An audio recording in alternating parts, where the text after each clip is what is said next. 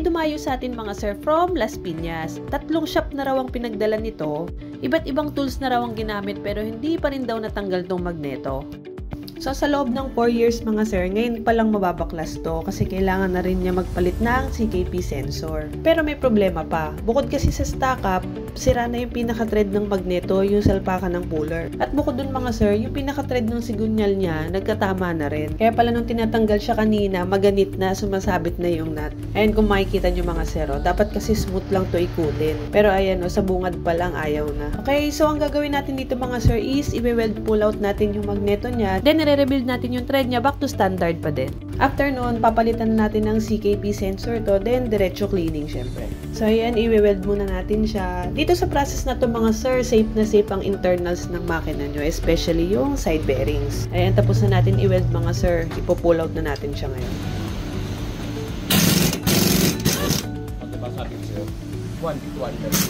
Okay, natanggalan natin yung magneto mga sir. Grabe, tagas na rin pala yung langis. So next naman natin dito mga sir, ayusin natin yung thread. At ito nga, after natin maayos, pinalitan na rin natin siya ng bagong nut. So ayan, napaka-smooth na nung thread niya at saka nagmukha na siyang bago ulit. Standard size pa rin to mga sir, pero by the way, no need baba makina to ha. Tapos, sinurface tempering na rin natin to para tumigas yung surface ng bakal. Kaya kung makikita nyo, nag-iba yung kulay mga sir. Then, ito na yung kakabit nating nut. Yamaha genuine na flange nut to mga sir. Ganito yung stock na nut ng magneto side.